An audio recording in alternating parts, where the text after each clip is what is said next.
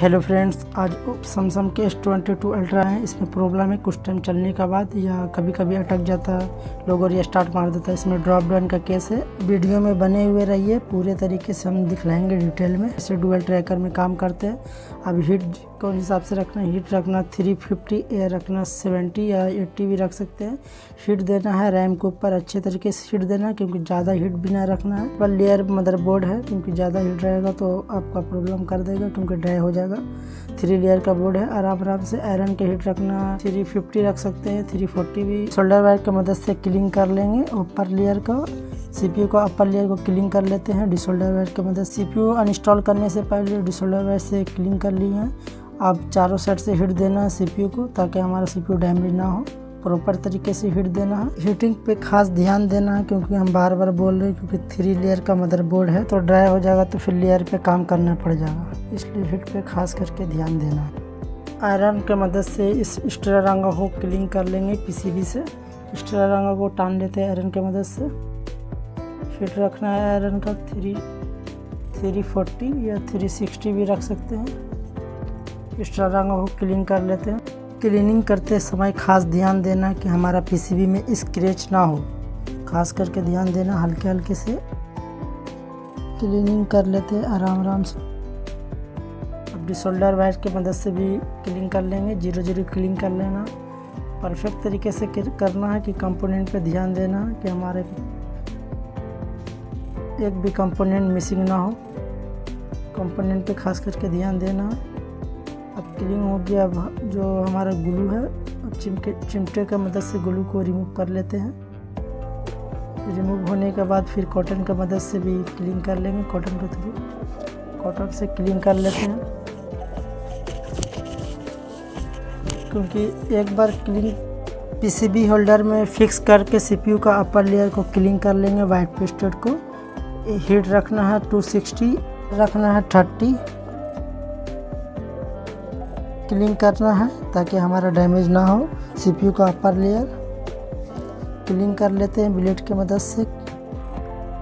CPU का upper layer को clean होने के बाद फिर एक्स्ट्रा रंगा जो है हमारा, उसको PPD अप्लाई करके कंपनी का रंगा को छुड़ा लेते हैं। उसके बाद डिसोल्व कर लेते हैं CPU का अपर लेयर को।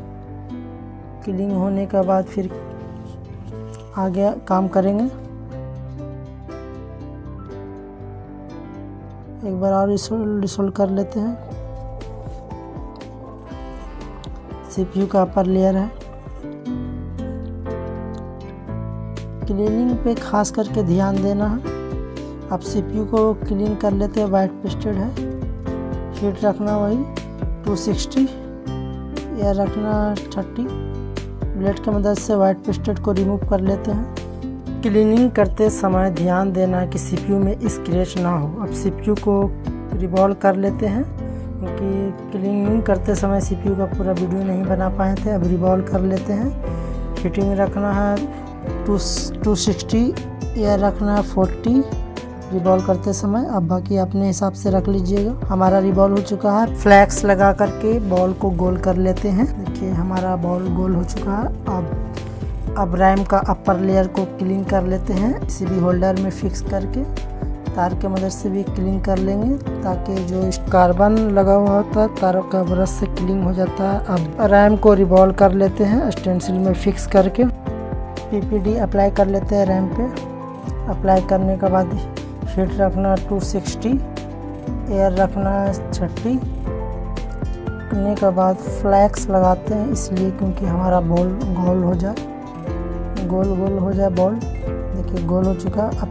अब CPU को फिक्स करते हैं PCB में। फिक्स करना है नोजगर पॉइंट देखते हुए। हीट देना है चारों साइड से ज़्यादा। हीट चारों साइड से देने के बाद फ्लैक्स देंगे। हमारा फ्लैक्स बाहर आ जाएगा तो एक बार फाइनल टच देंगे।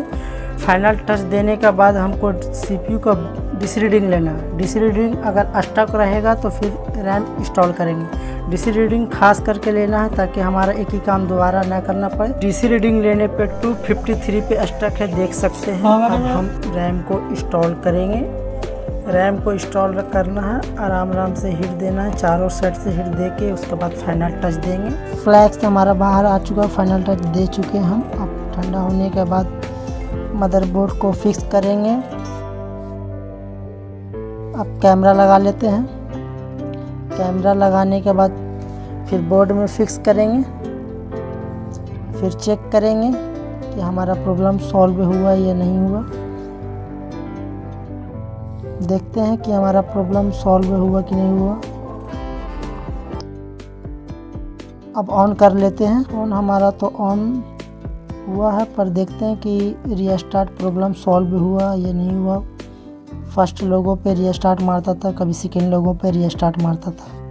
देखते हैं कि हमारा प्रॉब्लम सॉल्व हुआ कि नहीं हुआ। अगर अच्छा, देखिए हमारा प्रॉब्लम सॉल्व हो चुका है। अगर इस टाइप से कोई भी फ़ोन है तो दिए गए नंबर से कांटेक्ट कर ले, व्हाट्सअप कर सकते हैं या हमारे इंस्टाग्राम में ज्वाइन होकर के भी मैसेज कर सकते हैं। अगर कोई भी फ़ोन रिपेयर करवाना तो दिए गए नंबर से कांटेक्ट कर ले, कोई भी ब्रांड को हो कांटेक्ट कर सकते। अगर वीडियो पसंद आया तो आप सब्सक्राइब कर सकते हैं।